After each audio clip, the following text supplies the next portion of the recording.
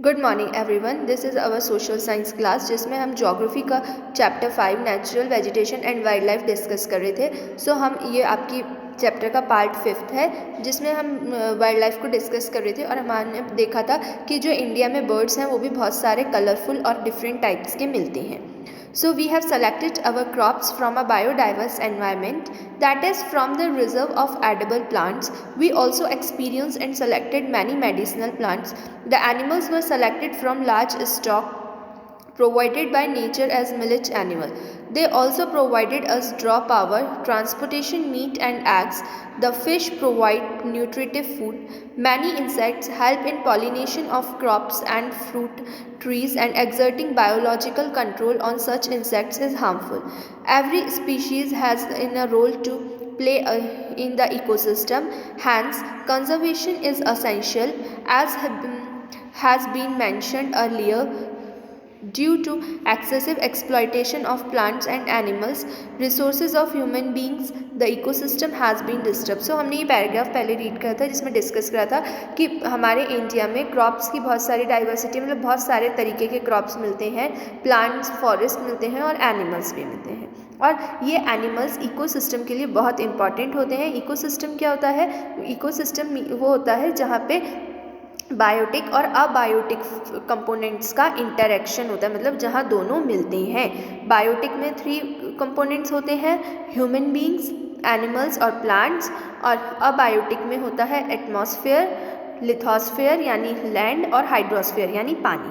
तो जब इनका एनिमल्स के साथ इंटरेक्शन होता है तो वो इकोसिस्टम होता है। ठीक है, तो हमने उसमें देखा था कि इंसेक्ट्स भी बहुत, हर एनिमल और प्लांट इम्पॉर्टेंट है।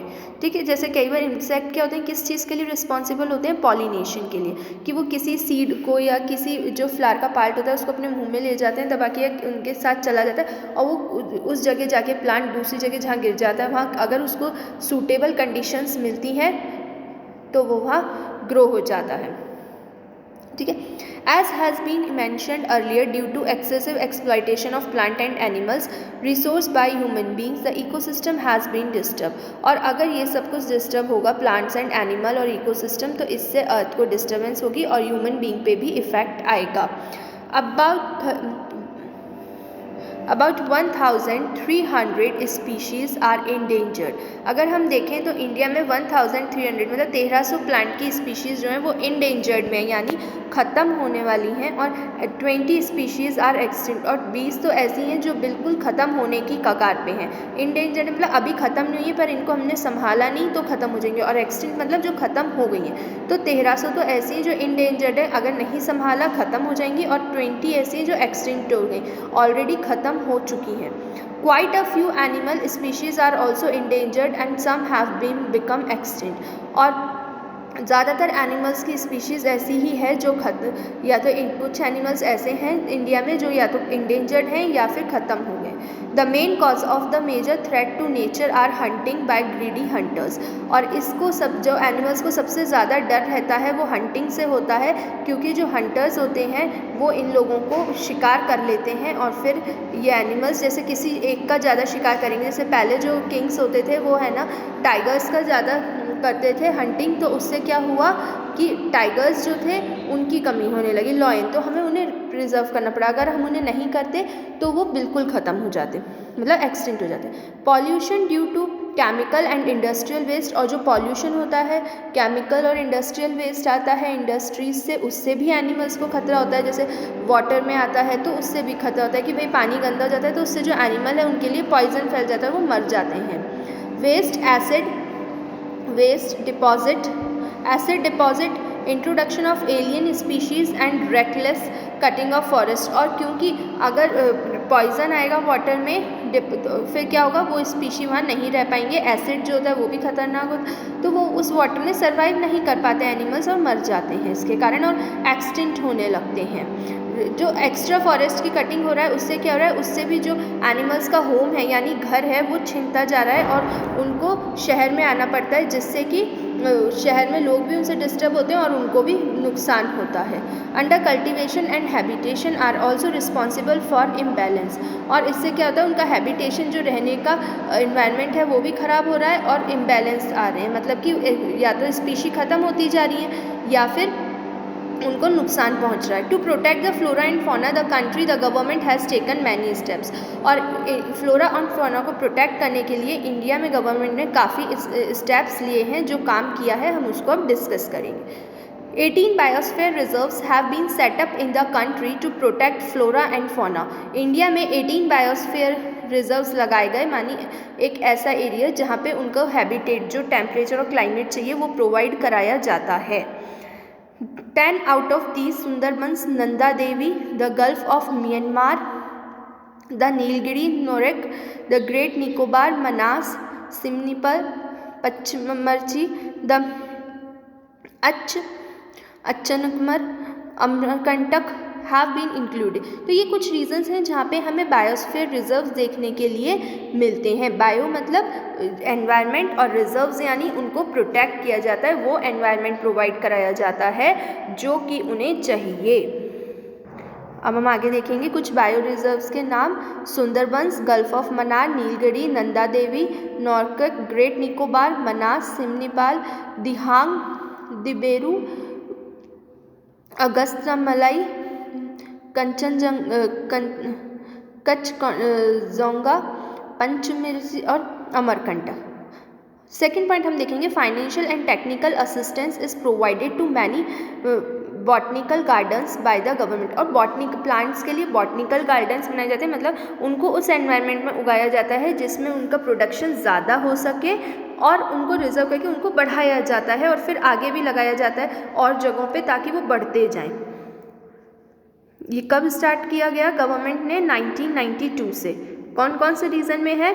कच्छ, कोल्ड डेजर्ट, शेषलम, पन्ना, ये कुछ जगहों के नाम हैं जहाँ ये हैं botanical gardens.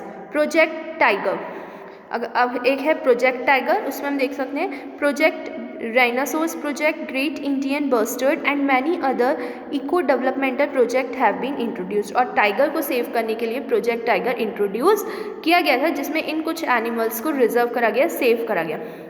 103 national parks, 535 wildlife sanctuaries and zoological gardens are set up to take care of natural heritage। और 103 नेशनल पार्क्स और 535 वाइल्ड लाइफ सेंचुरीज भी बनाई गई एनिमल्स को प्रोटेक्ट करने के लिए।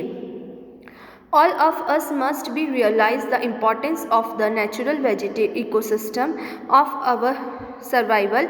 It is possible if discriminate destruction of natural environment is put to intermediate। हम एनिमल्स और प्लांट्स को सिर्फ जब ही इग्नोर करें जब हम ये सोच सकते हैं कि हम अपने डिस्ट्रक्शन के लिए तैयार हैं, क्योंकि अगर हम प्लांट्स और एनिमल्स को इग्नोर करेंगे तो इससे ह्यूमन बीइंग भी डिस्टर्ब होगा, एनवायरनमेंट डिस्टर्ब होगा, इकोसिस्टम डिस्टर्ब होगा, जिससे कि सबको नुकसान होगा। अब हम मैप देख सकते हैं एक बार ऊपर, जो अभी कुछ वाइल्ड लाइफ सेंचुरीज़ के नाम पढ़े हम उसको मैप में भी देख सकते हैं। जैसे हम देख सकते हैं जो रेड सर्कल से हैं वो वाइल्ड लाइफ सेंचुरीज़ हैं।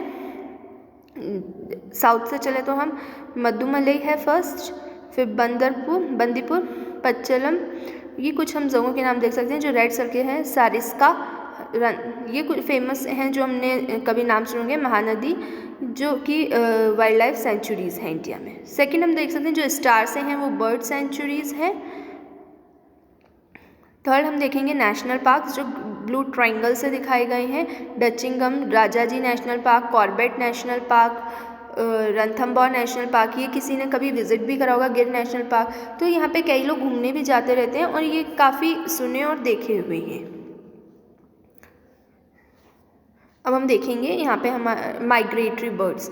माइग्रेटरी बर्ड्स क्या होते हैं? माइग्रेशन मतलब एक जगह से दूसरी जगह जाना। तो माइग्रेटरी बर्ड्स यानी जो एक जगह से दूसरी जगह जाते हैं, मतलब अकॉर्डिंग टू सीज़न। अगर किसी एनिमल को विंटर चाहिए और अगर वहाँ पे समर्स है, जैसे साउदर्न रीजन में इस समय समर्स ही रहते हैं, राजस्थान में विंटर्स हैं, तो वो ऐसे में माइग्रेट कर जाते हैं, एक रीजन से दूसरी जगह चले जाते हैं। Some of the wetland of India are popular with the migratory birds। ज़्यादातर कौन से रीजन में मिलते हैं? वेटलैंड। वेटलैंड मतलब जहाँ गीला दलदली एरिया होता है, और वो कौन सा होता है? South India. During winter birds such as Siberian crane come in a large number. और ज़्यादातर क्या होता है विंटर्स में? साइबेरियन क्रेन जो है माइग्रेट कर जाता है। ये बर्ड का नेम है Siberian crane. One such place favourable with birds is run of Kutch, और ऐसा ही एक उनके लिए फेवरेबल प्लेस होता है, वो कौन सा होता है, run of Kutch. At place where the desert merge with the sea, और एक ये वो प्लेस होती है रन ऑफ कच्छ जहाँ डेजर्ट और सी दो चीज़ें आके मिल रही हैं। Flamingo with their brilliant pink pilgrimage come in thousands to build nest mound from the salty and raise their young ones, और इस समय ये इस रीजन में आ जाते हैं रन ऑफ कच्छ वाले में फ्लैमिंगो बर्ड, और क्या करते हैं, अपने यंग वंस प्रोड्यूस करते हैं, मतलब एग्स देते हैं और अपने बच्चे देते हैं। इससे क्या होता है, क्योंकि ये इनके लिए सूटेबल क्लाइमेट है और इन्हें ये एरिया अच्छा लगता है, क्यों, क्योंकि यहाँ पे थोड़ा सा सॉल्टी भी होता है, वाटर अवेलेबिलिटी भी होता है, क्लाइमेट जो होता है वो भी थोड़ा प्लीजेंट होता है। It is one of the among many extra ordinary sites in the country, is it not rich natural heritage, ये बहुत एक अच्छा साइड है इंडिया का, क्या हमें नहीं लगती नेचुरल हेरिटेज है, क्यों, क्योंकि बिल्कुल नेचुरल एनवायरनमेंट है, बहुत प्लीजेंट है और दूसरी जगहों से अलग है, तो इसलिए ये एनिमल्स को बहुत पसंद है और एक बिल्कुल अलग है। अगर कोई इसको विज़िट भी करना चाहे तो मतलब ऐसी जगह विज़िट करने के लिए लोगों के लिए स्पेशल होती है, एंड कंट्री के लिए भी।